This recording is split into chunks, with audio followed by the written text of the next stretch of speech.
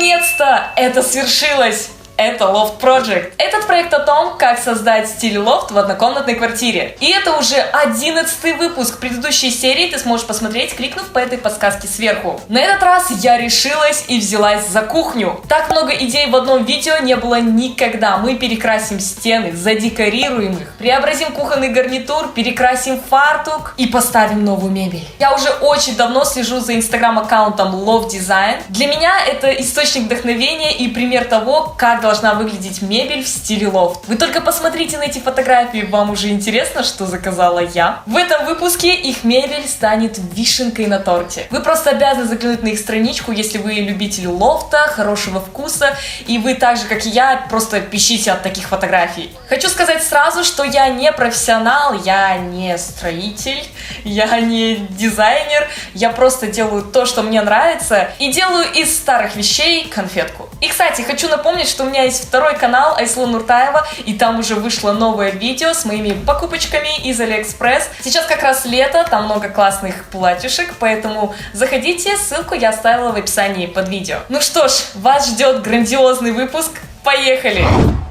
И мы начинаем с рум-тура кухни. Тан-тан-тан-тан. Я бы очень хотела, чтобы все начиналось как в программе «Шоу по домам» на MTV, но посмотрите на мои хоромы. Это табуреты, которые остались от прошлых хозяев этой квартиры, поэтому они выглядят так крипово. Это наш обеденный стол, и это самая красивая скатерть, которую мне удалось только найти. И икеевский стеллаж. Он мне нравится, но я еще подумываю, буду ли я его ставить обратно на то же место. А это моя прекрасная батарея со шторками. Шторы мне нравятся, я их тоже покупала в Икее, но как же сильно портит общее впечатление белая батарея, если ее еще можно назвать белой. Кстати, люстра у меня уже в стиле лофт, мы ее купили сразу, как только переехали в эту квартиру, и сейчас вы наблюдаете мой кухонный гарнитур. Конечно же, это прессованные опилки, обтянутые пленкой. И угадайте, какого цвета? Какого цвета? Цвета орех, да!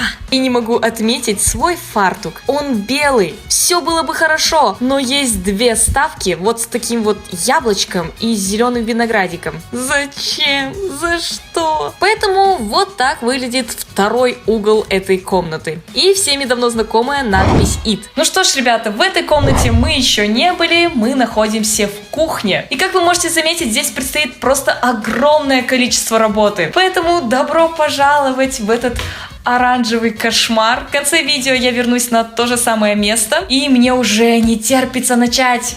Поехали!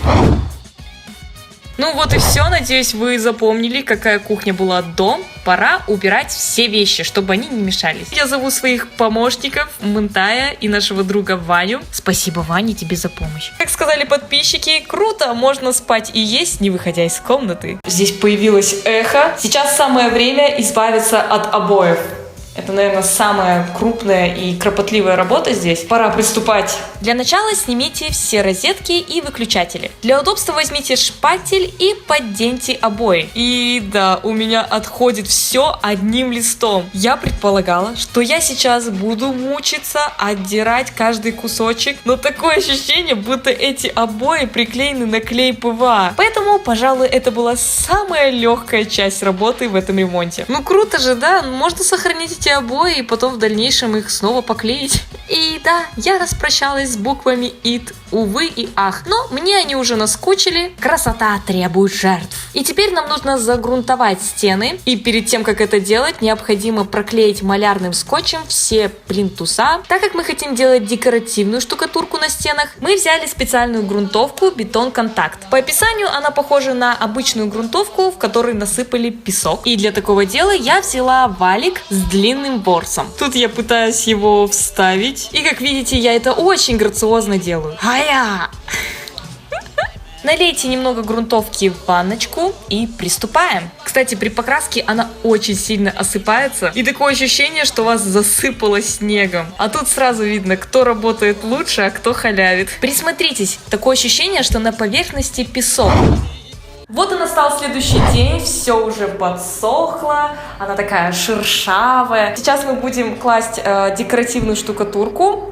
давайте приступать. И перед тем, как это делать, прошу вас, умоляю, застелите пол. Это нужно было сделать раньше, но лучше поздно, чем никогда. Ну а это декоративная штукатурка Expression Leonardo.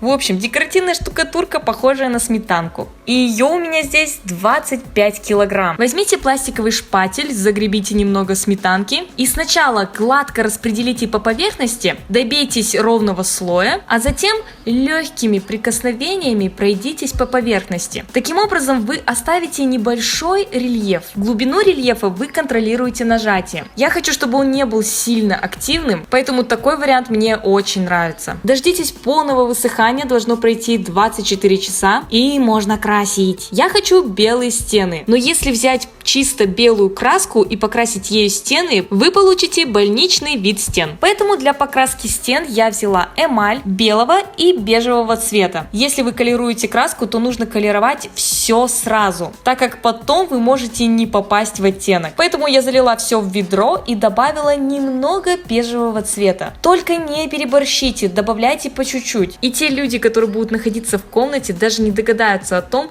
что стены не белые, а немного с бежевым оттенком. Ведь просто будет создаваться ощущение уюта.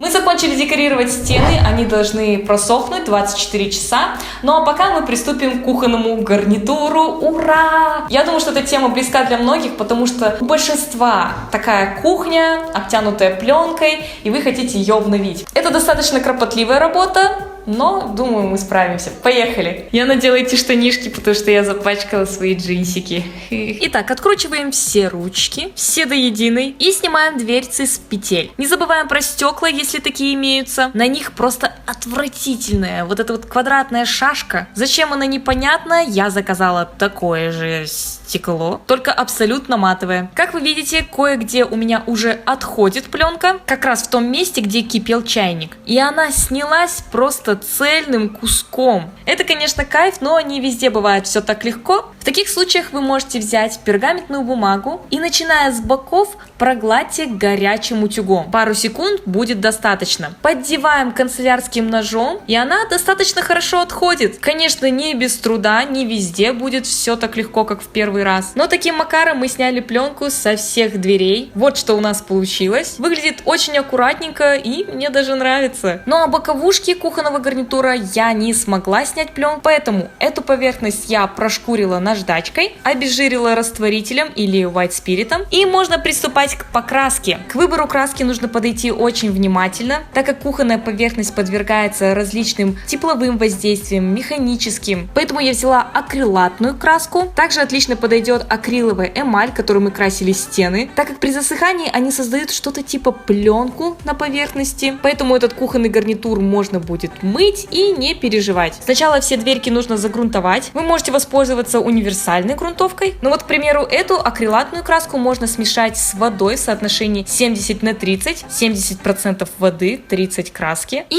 это и будет грунтовка. Вот такой самодельной грунтовкой я покрыла все дверцы и оставила засыхать примерно на часов 6. И теперь уже покрываем краской без всяких добавлений воды, в чистом виде. Сначала тщательно прокрасьте боковушки, а затем лицевую сторону. Покрасили в один слой, дождались полного высыхания и покрываем вторым слоем. Вау, вот этот цвет! Не забудьте про боковушки кухонного гарнитура, покрасьте ее краской и обязательно прокрасьте узенькую рамочку, как бы это назвать, не знаю. Я это сделала с помощью губки, и красить нужно, потому что у меня матовые стекла и все-таки будет видно. Да и вообще, мне так кажется, что намного лучше. Если у вас есть нежелательные пятна на дверцах, то вы можете их вымыть с помощью растворителя. Ну что, можно прикручивать дверки и стекла. Я же говорила, что заказала матовое стекло. Так вот и оно. Возвращаем дверцы на места и стекла. И вот такая красота у нас получилась. Мне уже так нравится. Вы только посмотрите на этот цвет. Но это еще не все. Вы же не думали, что я забуду про ручки? Я купила новые золотые минималистичные ручки. Как вам нравится? Сочетание синего и золотого просто бомбическое.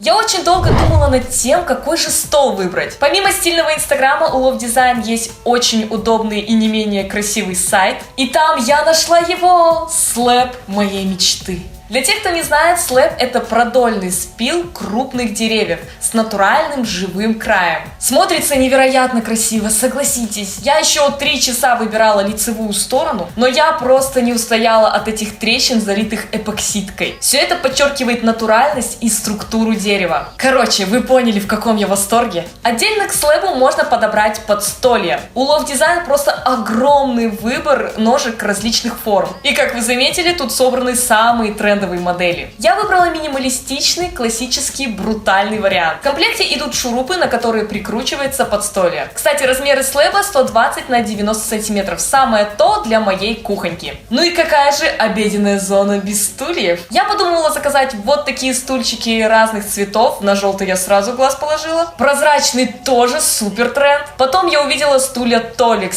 стильные и лофтовые. Для маленькой квартиры идеально, так как они вдеваются друг в друга, тем самым экономя место в квартире. Кстати, узор на сиденьях везде разный, так как это настоящее дерево. При доставке в Казахстан ничего не пострадало и было упаковано в картонные коробки. В общем, я очень рада, что мне удалось посотрудничать с такими крутыми ребятами. Все ссылки на Instagram Loft Design, их сайт я оставила в описании под видео. И на всю эту мебель тоже, так что смотрите.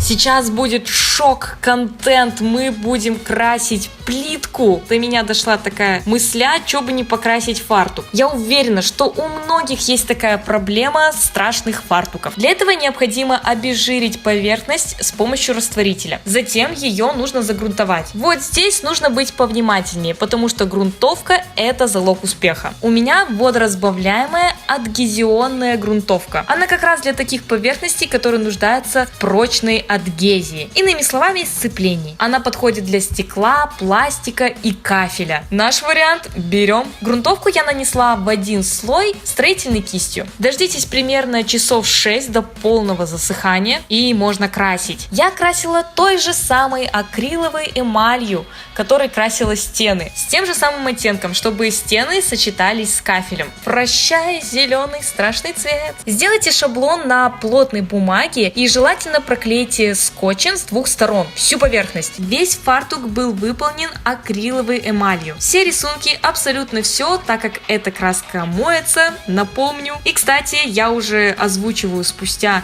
неделю пользования кухней. И мы жарили на плите, масло попадало на стенки и отлично отмывалось. Краска не царапается, но я все же стараюсь все делать аккуратно. Затем я нарисовала шаблон цветка, он будет приложен вместе с первым узором в описании под видео. Нарисовала его на пересечении кафеля и закрасила черной эмалью, при этом чтобы были разводы. В этом есть какой-то шарм. Настало время покрасить батарею. И это та же самая нитроэмаль для радиаторов, которую я использовала в предыдущем выпуске Loft Project 2 года назад. Не нужно просто взболтать, перемешать и взять специальную кисточку для радиаторов. Дышать просто невозможно, поэтому тщательно проветривайте помещение. Ну и, конечно же, черная батарея, как же без нее? Кстати, в стиле лофт очень часто используется желтый цвет. В общем, я противник современных батарей. Мне кажется, что вот такие вот чугунные выглядят супер стильно, особенно в черном цвете.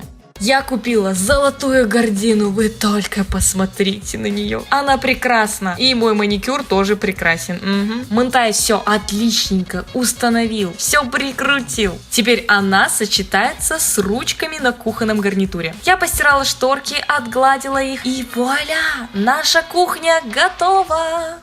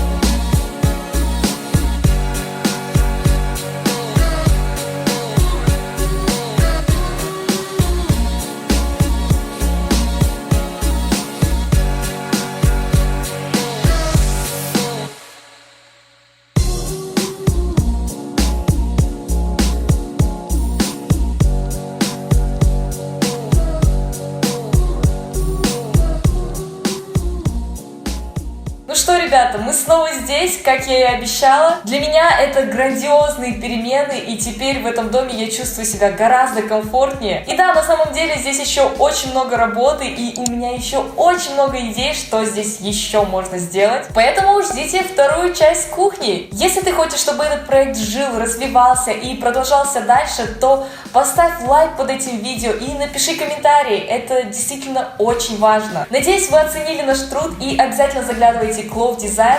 Эти ребята воплотили мою мечту и, возможно, смогут воплотить вашу. Кликай сюда, чтобы подписаться на мой канал Face It Something, если ты здесь впервые. А это мой второй канал Айсулу Нуртаева. А здесь ты найдешь плейлист с предыдущими выпусками Loft Project. Ну а я с вами прощаюсь, и мы увидимся с вами в следующей серии. Всех целую, всем пока!